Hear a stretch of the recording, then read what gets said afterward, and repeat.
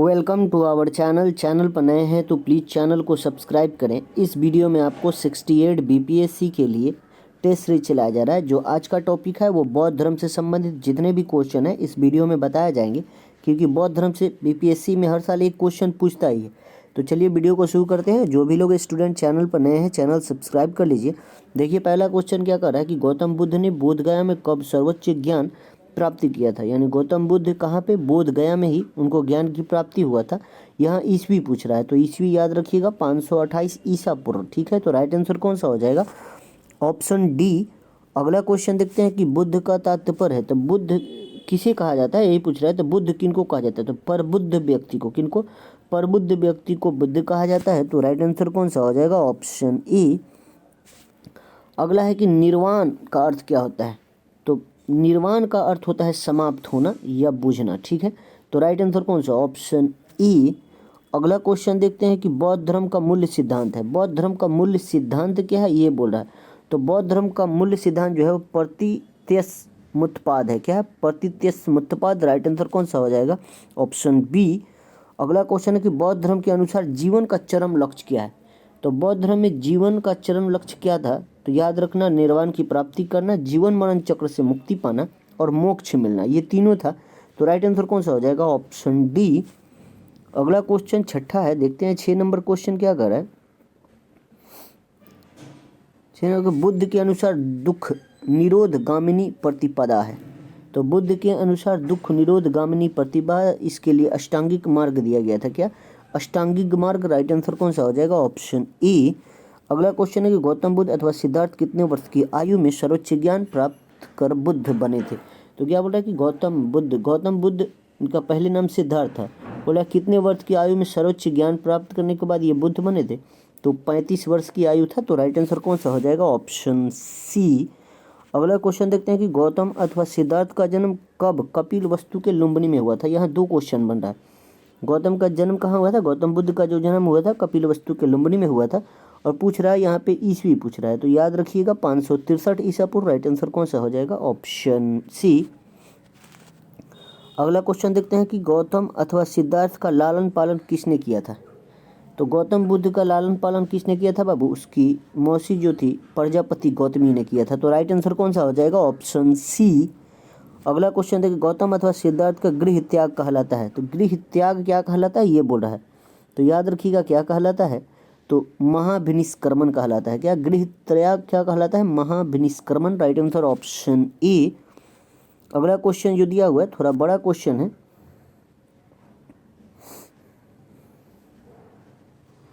देखते हैं लोग।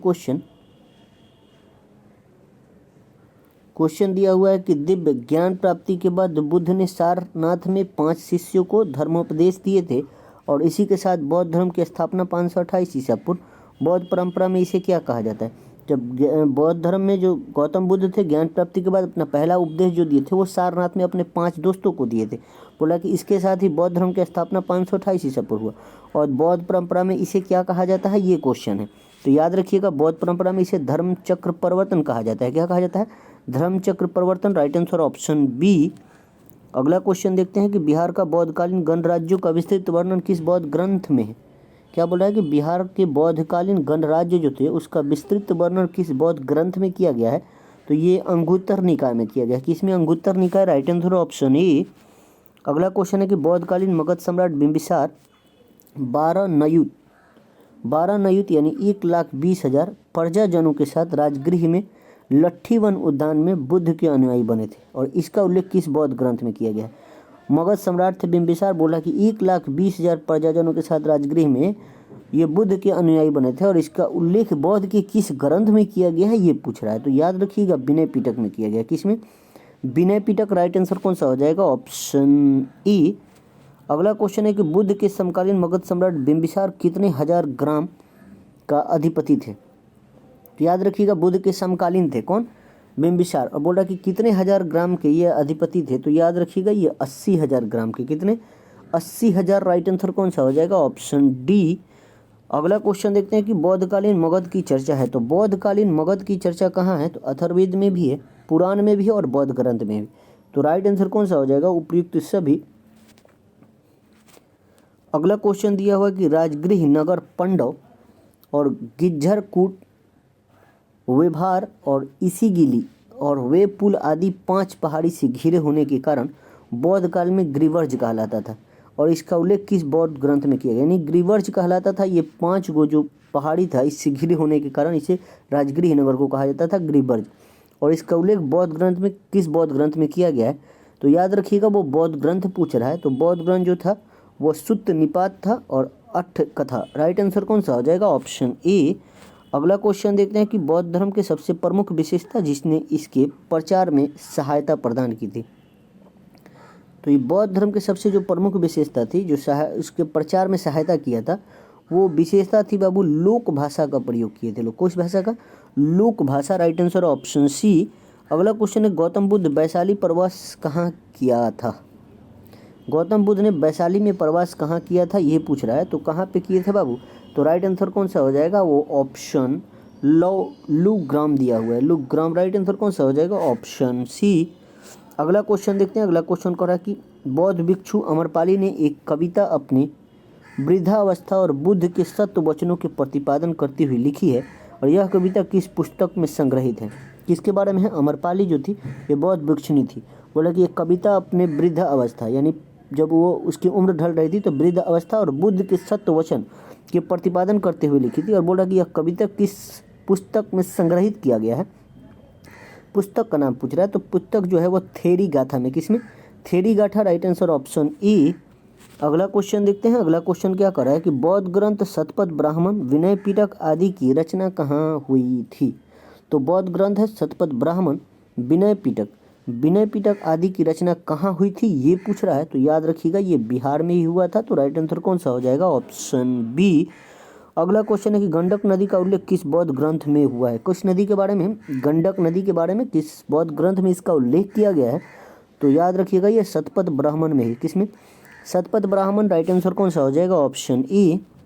अगला क्वेश्चन है कि बौद्ध की कथा अनुसार बौद्धकालीन राजाओं ने तृष्णा और अभिधनास निवारण के लिए स्थापित किए थे। यानी बौद्ध के कथा अनुसार बौद्धकालीन राजाओं ने तृष्णा और अभिधनास निवारण के लिए स्थापित किए थे। तो क्या स्थापित किए थे बाबू? तो याद रखिएगा महाविहार, विश्वविद्यालय और संघाराम। तो राइट आंसर कौन सा हो जाएगा? Option D. अगला क्वेश्चन देखते हैं। अगला क्वेश्चन है कि लिच्छवी ने अविधा निवारण के लिए कितने संघाराम स्थापित किए थे?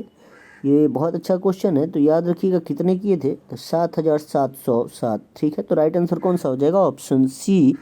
अगला क्वेश्चन देखते हैं कि रूमन देई किस घटना से संबंधित है? तो रूमन देई किससे संबंधित है ये पूछ रहा है। तो आसान क्वेश्चन है, बुद्ध का जन्म यहीं पे हुआ था, रूमन देई में। राइट आंसर कौन सा हो जाएगा? Option E. अगला क्वेश्चन कि सुत्त साहित्य किस धर्म से संबंधित है? सुत्त साहित्य का बात कर रहा है। तो सुत्त साहित्य किस धर्म से संबंधित है ये पूछ रहा है। तो ये किससे संबंधित है बाबू? तो यह बौद्ध धर्म से संबंधित है। तो राइट आंसर ऑप्शन बी। अगला क्वेश्चन है कि प्रथम बौद्ध संगीत कहाँ हुआ था? बौद्ध संगीत कहाँ हुआ था प्रथम ये पूछ रहा है। बौद्ध संगीत 4 हुए थे, जिसमें से प्रथम पूछ रहा है तो प्रथम राजगृह में हुआ था। कहाँ पे हुआ था? राजगृह में अजातशत्रु के शासनकाल में हुआ था प्रथम। द्वितीय बोलेगा तो द्वितीय वैशाली में हुआ था और तृतीय बोलेगा तो पाटलिपुत्रा में हुआ था। ठीक है। और चतुर्थ वल्लभी कश्मीर में हुआ था। ठीक है। चतुर्थ जो हुआ था वो कश्मीर में हुआ था। अगला क्वेश्चन देखते हैं। अगला क्वेश्चन द्वितीय बौद्ध संगीत कहाँ हुआ था? देखिए यहाँ सब बौद्ध संगीत के बारे में है। तो द्वितीय बौद्ध संगीत कहाँ पे हुआ था बाबू? वैशाली में कालाशोक के शासनकाल में हुआ था। कालाशोक के शासनकाल में वैशाली। राइट आंसर कौन सा हो जाएगा? Option B. तृतीय बौद्ध संगीत पूछ रहा है। तो तृतीय बौद्ध संगीत जो हुआ था वो पाटलिपुत्र में हुआ था। पाटलिपुत्र में हुआ था और यहाँ अशोक के शासनकाल में हुआ था। ठीक है।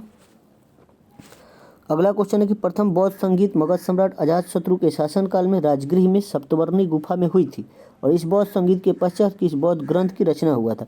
बहुत अच्छा क्वेश्चन। यहाँ 2-3 क्वेश्चन बन जा रहा है, यहाँ से पूछता है क्वेश्चन। ठीक है। कि प्रथम बौद्ध संगीत मगध सम्राट अजातशत्रु के शासनकाल में हुआ, एक क्वेश्चन हो गया। बोला कहाँ पे हुआ? तो राजगृह के सप्तवर्ती गुफा में हुआ, सप्तपर्णी गुफा में।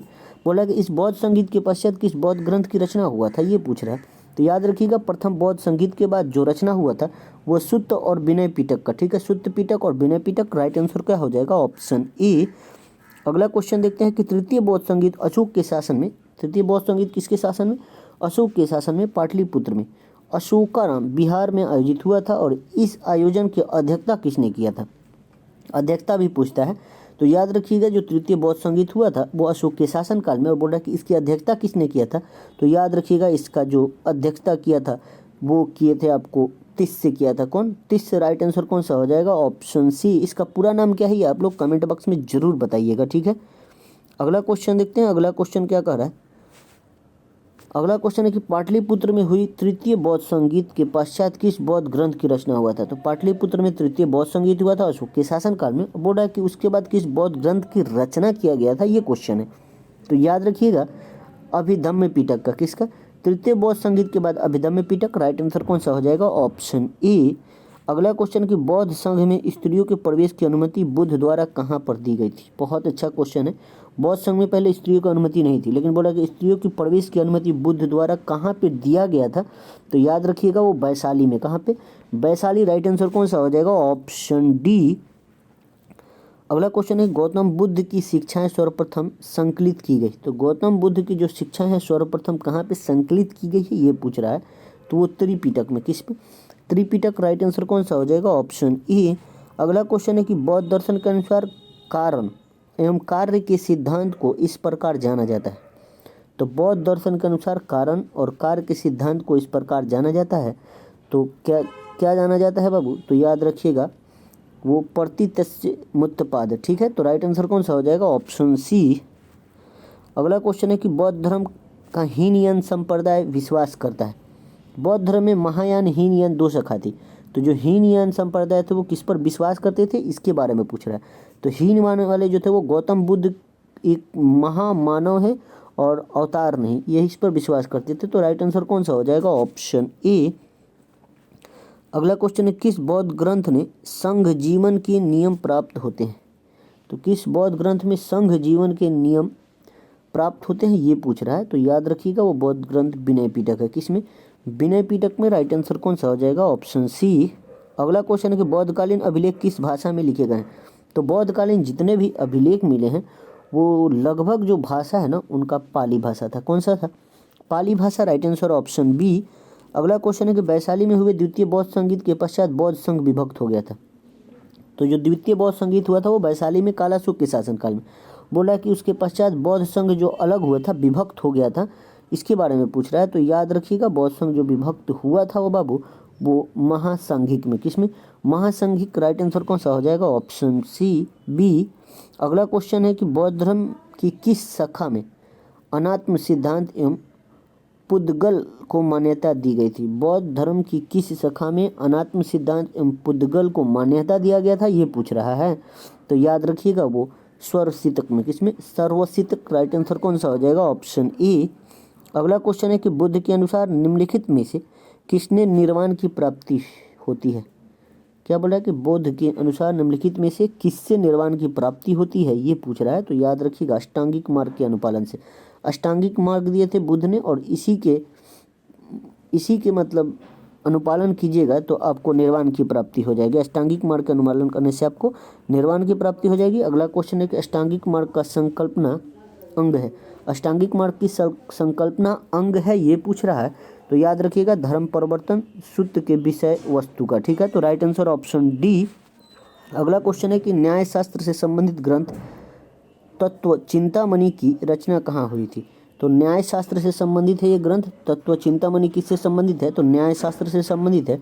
पूछ रहा है कि इसकी रचना कहाँ हुआ? तो ये बिहार में हुआ था। तो राइट आंसर ऑप्शन सी।